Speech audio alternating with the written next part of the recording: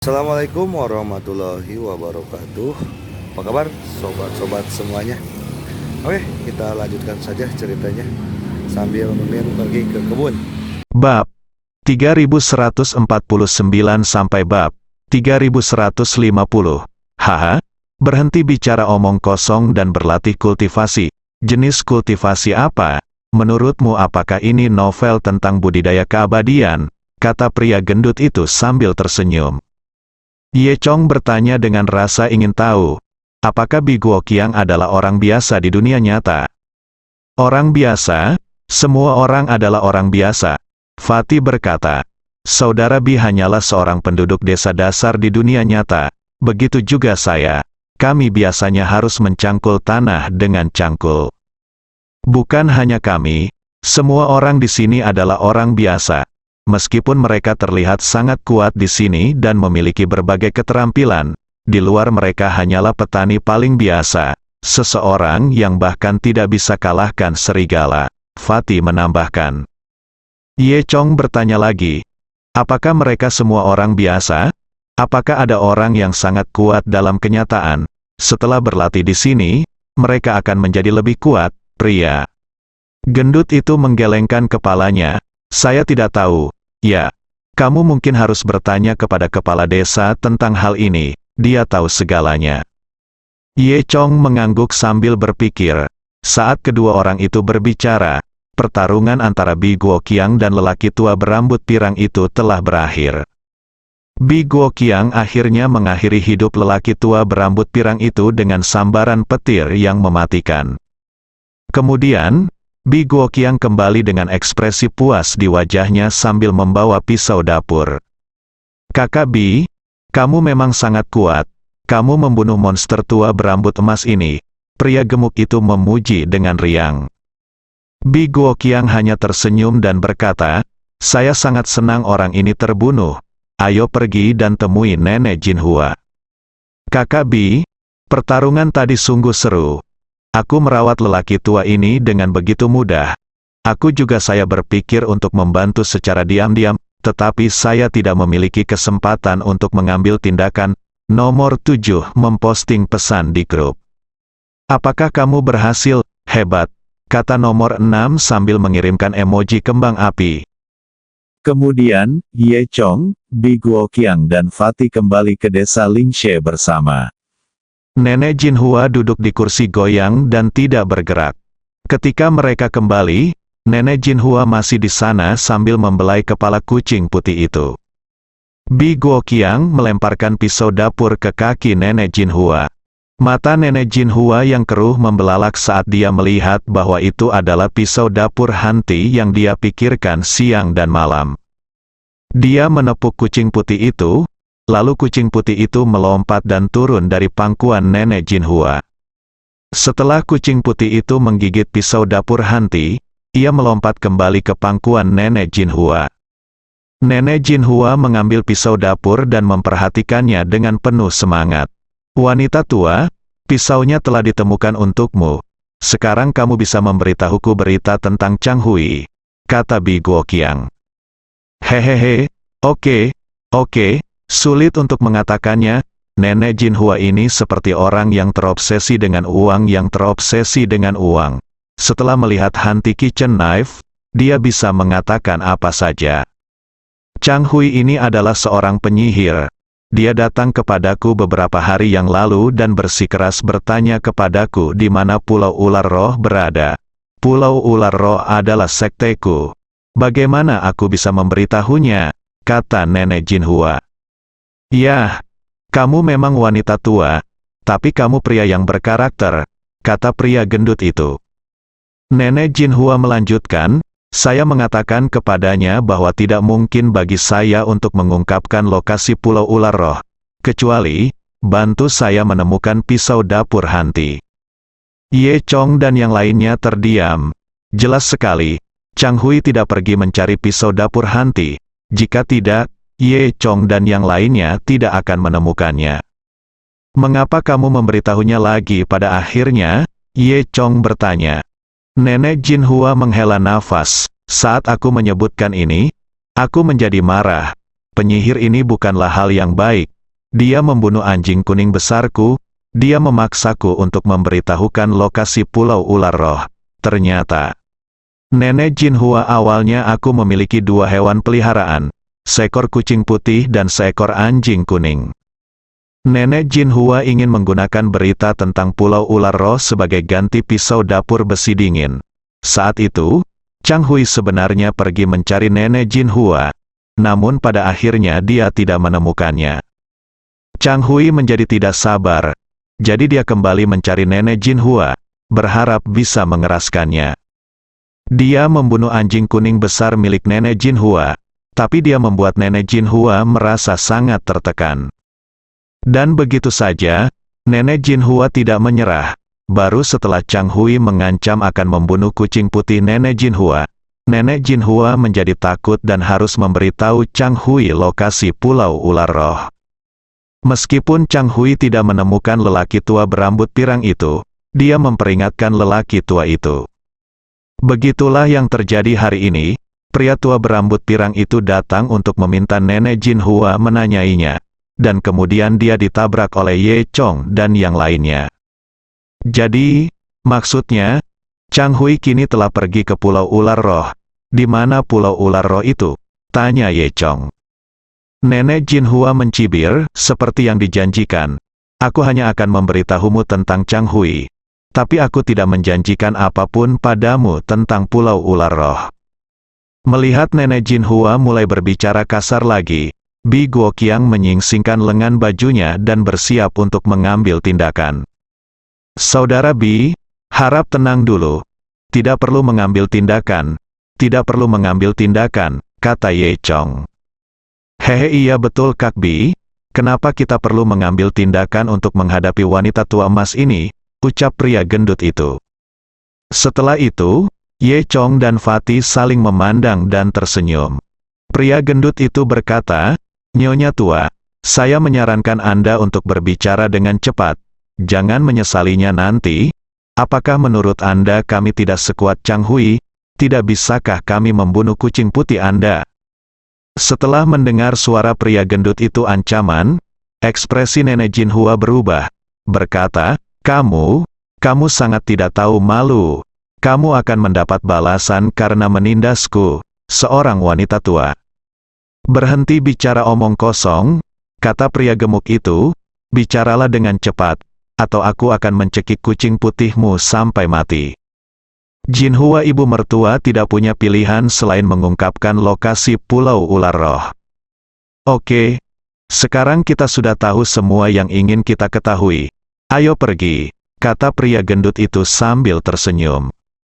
Kalian pergi dulu, ada yang harus kulakukan jika aku tetap di sini. Bi Guoqiang menjilat bibirnya dan menunjukkan ekspresi bersemangat. Ini benar-benar sebuah kesalahan, tidak meninggalkan apapun. Ye Chong tersenyum pahit di dalam hatinya. Lupakan saja, Kakak Bi, sungguh menyedihkan jika wanita tua ini sendirian. Ayo kita selamatkan dia, kata Ye Chong. Karena itu, dia menunjuk ke pria gendut itu dan menarik Bi Guoqiang pergi. Ye Chong sedang berjalan di ujung. Ketika dia hendak keluar, dia tiba-tiba teringat sesuatu. Ye Chong menoleh dan bertanya, Nenek Jinhua, bolehkah aku mengajukan pertanyaan padamu? Bukankah kamu menanyakan semua pertanyaan ini padaku? Nenek Jinhua berkata dengan marah, sambil membelai anak kucingnya. Ye Chong tersenyum dan bertanya, mengapa kamu harus memiliki pisau dapur ini? Ketika Nenek Jinhua mendengar pertanyaan ini, dia menghela nafas, lalu berkata perlahan. Nenekku Jinhua terlahir dengan kejeniusan. Dia tidak pernah kalah dalam hal apapun. Dalam hidup ini, aku hanya kalah sekali dalam persaingan dengan orang lain. Itu adalah, saya kalah dari Li Dazui, koki terkenal dari kota Qixia. Saat saya berkompetisi dengannya dalam mengukir lobak, saya tidak bisa sebaik dia. Namun, saya tidak menerimanya. Saya tidak bisa mengukir dengan baik. Ini bukan karena saya tidak memiliki keterampilan yang cukup, tetapi karena saya tidak memiliki alat yang bagus. Li Dazui menggunakan pisau dapur yang sangat tajam, tetapi saya tidak memilikinya. Jadi, itu adalah sakit hati saya selama bertahun-tahun, dan aku hanya menginginkan pisau dingin ini, pisau dapur besi. Jika aku mencoba lagi dengan lidah Zui, aku tidak percaya aku tidak bisa mengalahkannya kali ini. Setelah mendengar jawaban Nenek Jinhua, Ye Chong terkejut. Terdiam, Nenek Jinhua, kamu benar-benar gigih.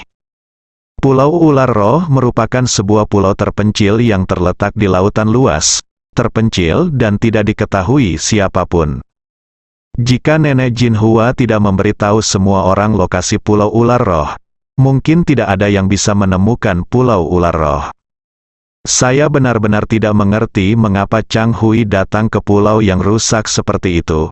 Lelaki gemuk itu berdiri di haluan kapal dan berkata sambil memandangi sebuah pulau kecil di kejauhan.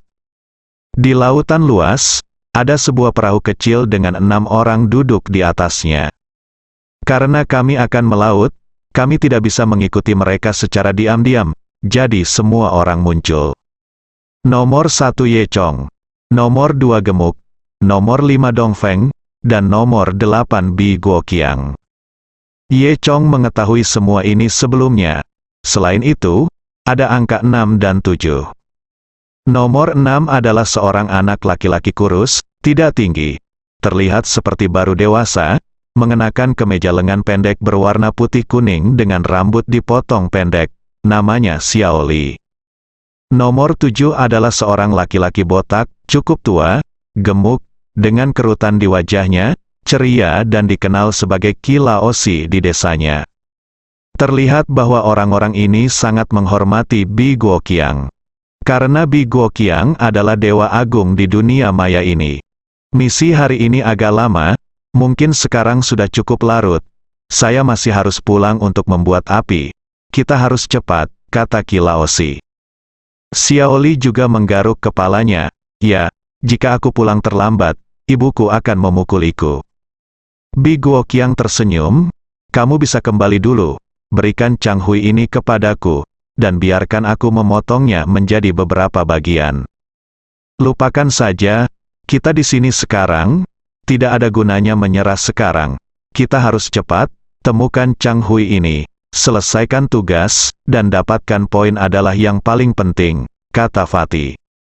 Dongfeng jelas sedikit bosan, jika saya tidak menemukan Chang Hui itu, saya akan kembali. Membosankan sekali. Petik 2. Ye Chong tersenyum, jangan khawatir, ini akan segera berakhir. Saat dia berbicara, perahu sudah sampai di pulau di tepinya. Semua orang turun dari perahu dan menginjak pasir yang lembut. Pantainya sangat luas, dan air laut terus-menerus membasuh tepian pantai. Tidak ada satupun jejak kaki di pinggir pantai, namun berbagai kotak, lembaran besi dan benda-benda lain berserakan di atasnya, entah apakah semuanya tersapu oleh laut. Tempat ini disebut Pulau Ular Roh. Aku ingin tahu apakah akan ada ular, kata Dongfeng. Tentu saja, sebagai seorang gadis, dia memiliki ketakutan alami terhadap ular dan binatang lainnya. Sepertinya tidak ada yang aneh dengan tempat ini, kata pria gendut itu riang, mengambil posisi pertama. Akibatnya, sebelum dia selesai berbicara, dia berteriak, aduh. Kemudian semua orang melihat dengan mata kepala sendiri bahwa beberapa tentakel berwarna merah muncul dari pantai di kaki lelaki gendut itu, masing-masing tentakel sangat tipis, seperti benang tipis. Dan beberapa benang tipis langsung menjerat pria gendut itu, lalu menarik pria gendut itu ke bawah dengan kecepatan yang sangat cepat. Pria gendut itu hanya sempat berteriak, tidak peduli seberapa cepat dia berlari, dia tidak bisa melarikan diri. Dan pada saat kritis ini, Qi Laosi nomor 7 dengan santai mengayunkan belati cahaya dingin. Belati itu melewati seberkas cahaya perak dan segera memotong beberapa tentakel merah. Pria gendut itu tidak bodoh, ketika dia melihat bahwa dia telah dilepaskan, dia langsung berhenti dan terbang untuk berdiri di atas sebuah kotak di sebelahnya. Di belakangnya, beberapa tentakel mengejarnya. Untungnya pria gendut itu cepat, kalau tidak dia akan terjerat lagi. Ini Apa milik neneknya? Kata lelaki gendut itu dengan kaget. Sebelum beberapa orang yang berjalan di belakang sempat bereaksi, beberapa tentakel muncul dari pantai di bawah kaki mereka dan menjerat mereka. Namun, dengan presiden Fatih, orang lain sudah diperingatkan. Ketika tentakelnya terulur, semua orang melompat ke kotak dan lembaran besi di sekitarnya. Semua orang meninggalkan permukaan pantai, semua tentakel merah ditarik, dan semuanya menjadi tenang kembali. Apa ini? Xiao Li bertanya dengan panik. Kali ini, pria gendut itu berkata, aduh, lagi dan menjatuhkan diri ke atas kotak. Saat ini, semua orang melihat kaki pria gemuk itu sudah berlumuran darah. Saya sangat gugup sehingga saya lupa tentang rasa sakitnya, tetapi saya merasakannya sekarang. Semua orang tidak bisa menahan diri untuk tidak tersentak saat melihat penampilan pria gendut itu. Tampaknya tentakel ini tidak hanya menjatuhkan orang, tetapi juga melukai mereka. Lihat, ada banyak tulang di sana. Xiao Li menunjuk ke pantai di kejauhan dan berkata. Ada beberapa di sini juga, Qi Laosi berkata, dan ada yang di sana. Ye Chong melihat dengan hati-hati dan menemukan ada tulang di sekelilingnya. Tadinya mereka tidak memperhatikan dengan seksama, namun sekarang mereka melihat lebih dekat. Benar saja, ada tumpukan tulang yang bertumpuk di permukaan pantai.